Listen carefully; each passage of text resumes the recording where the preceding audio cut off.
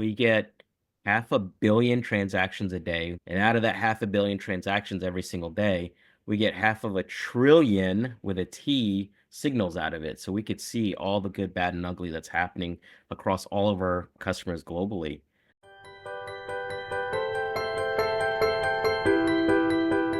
Welcome to This Week Health. Today we're continuing a 6-part series on Zero Trust Hospital, the CXO vision. It's a new book by Zscaler. I have one of the authors here with me, Tamer Baker. Hi, Tamer. Hey, Drex, thanks for having me again.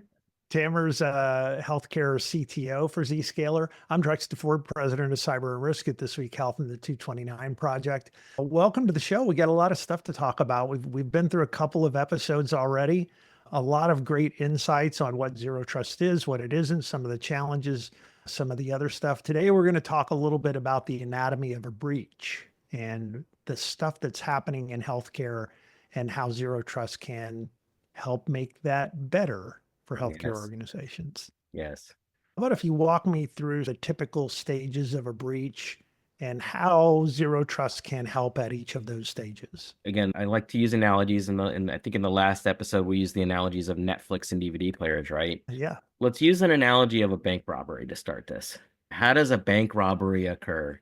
We think about a bank robber first has to find a target. So I'm going to go target First National Bank.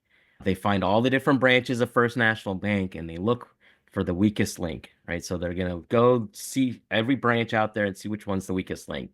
Once they've targeted that branch, then they infiltrate. So they break in, they come in, stick them up, whatever it is that they're planning on doing for the robbery, and then they infiltrate the environment first and foremost. After they've infiltrated and gotten in the bank, now they have to move laterally around through the bank and try and find where the money is at. Yeah, I got the cash registers up front and the tellers, and maybe there's people in the lobby. I'm going to take all their Rolex watches, whatever it may be. And now I'm making my way to where the real money is, which is the safe. Once I've gotten to the safe, I crack open the safe, or you typically make the branch manager open the safe and steal all the money out of it. So when we take that analogy of a bank robbery and apply it to our world in IT and cyber, it's very similar. The bad actor first has to find your attack surface.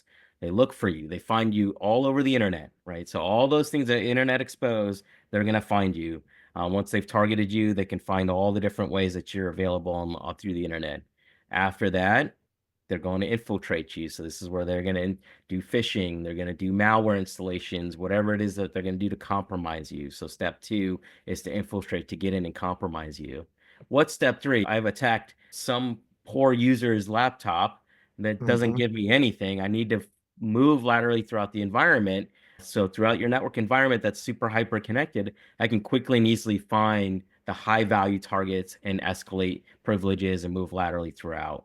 Once I found those targets, the 4th step is stealing your data, not without encrypting it first. So everything's double extortion nowadays. So that 4th piece is I'm going to take your data and I'm going to exfiltrate it out to somewhere in the internet so that I have access to it later, so that not only do you have to pay me to decrypt you, but you also have to pay me to make sure I don't release your data. And then they show you proof of some of that data that's stolen. So that's like the 4 stages. With those 4 stages in mind, Zero Trust, the architecture helps at each one of those stages. So tell me about what's the Zero Trust fight that you have at each one of those stages. When we think about stage 1, which is how they find you, one of the very first things that you're going to do, and once you implement Zero Trust, it's one of the fastest wins that you get is you remove that attack surface so they can't even find you.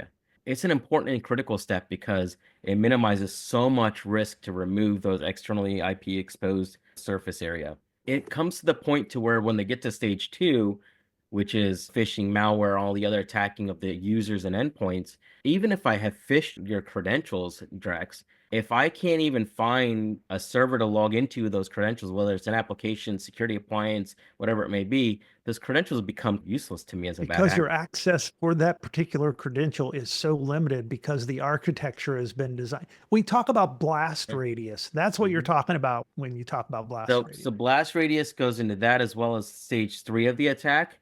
But stage 2 is an important concept when you think about Zero Trust. 80 to 90% of all attacks and malware is encrypted nowadays, and all that passes right through firewalls, right? So This is a big part of what Zero Trust helps you do. It decrypts all that traffic to ensure that anything that may contain malware is found sufficiently. Oftentimes, what we've seen in our environments, especially when we go into things like proofs of concept, proofs of values, is you don't turn any security things off when we're proving this out. And we still are blocking and tackling phishing attempts, meaning it has passed through all your other security means to try and block phishing. That's part of that stage two, is all that gets removed. Mhm. Stage three is the significant portion of where you remove the blast radius, because that's the preventing lateral movement. That's that network segmentation, device segmentation, as well as user to app segmentation, where you make sure that even if somehow a bad actor somehow gets through, they can't get anywhere. They can't escalate privileges. They can't even see any of the other applications on your network. They can't even see anything to be able to try and target, to be able to try and move laterally, let alone try and attack it. So that's the blast radius piece. And that stage four of the data exfiltration is a big component, making sure, again, because we're decrypting traffic, we can see where all the data is trying to move and what data is trying to move out. And you can block and tackle no matter where the data lives, no matter where the data is moving, and no matter where that quote unquote user is trying to move that data. All that gets seen and protected to make sure sensitive information doesn't get exfiltrated. It almost sounds like magic. Yeah. Yeah, it is. It's magic.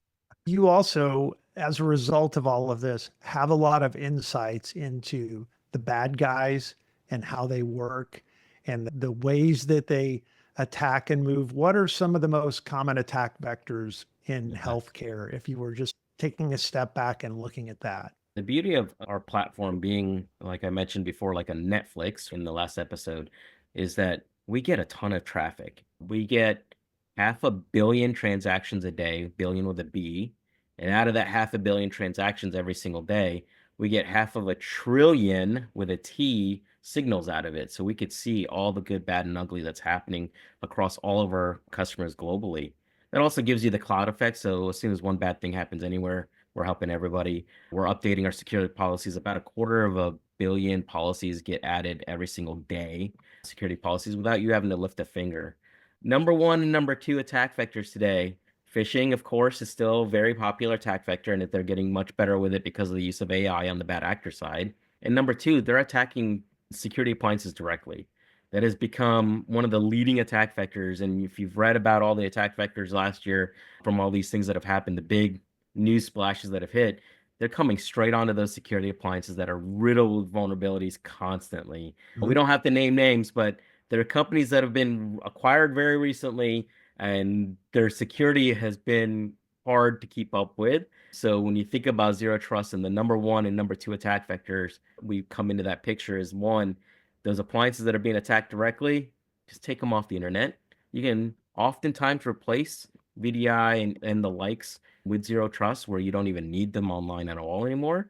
But in those instances where you may still need them online, just hide them so that they can't even be accessed from the internet, which helps with attack vector number two, which is phishing is the second most popular, actually first and second, depending on which report you read from which vendor has put out another report on these vulnerabilities that have hit last year. When you think about that phishing piece I mentioned earlier, if I have your credentials, what good are they? I can't use them if I have no application to even see or find, no security appliance to log in with to gain access to your network. So, Yeah.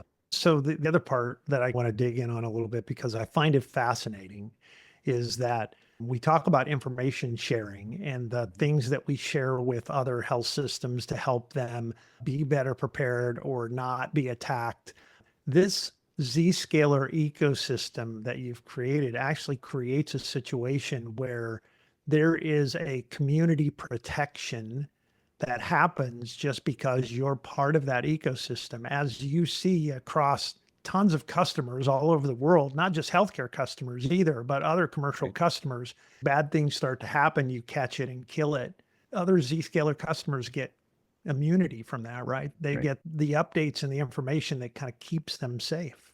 That's right. Yeah, one of the things that I always like, especially when we do a proof of value or a proof of concept, is we turn on things in our security part of our platform that we detonate bad files or detonate files to make sure there's no bad things in there. And we Mhm. show a report at the end of it and say, hey, out of the 300,000 files that came in during this short little POV, 3 dozen of them were malicious. And out of the 3 dozen of them, 30 of them We're actually known already because of the cloud effect, of which includes other companies like CrowdStrike and about 24 other threat feeds. It's not just our own 500 trillion transactions. But then we show these 6 files were unique to you. Somebody specifically targeted your organization, crafted a very unique malware just for you that we found and blocked. But now every other organization gets that same cloud effect protection in case they become the next target of that black cat or whomever it was that was targeting you. I really appreciate you coming in, explaining a lot of this stuff to us today. We're going to continue to do more episodes. If you're watching this one, you're behind. There are other episodes ahead of this one. And if you're watching this episode, there's more to come. So I appreciate you being here, Tamer. Yeah, thanks, Drex. I love being here with you. Appreciate you having me. Thanks for tuning into episode 3 of our Zero Trust series. You want to dive in deeper? You can pick up a signed copy of the book at either Vive or Hems. Plus, you can get the other book in the series, The Architect's Approach. That book is targeted really much more to your team. And if you can't wait, register now with the link that we'll provide in the video description, and you can receive the ebook automatically in your inbox during Vive. We have 3 more episodes coming up in this series, and don't miss the special webinar that we'll do with industry experts on March 27th. You can register for that right now at thisweekhealth.com/zero trust. Thanks for being with us.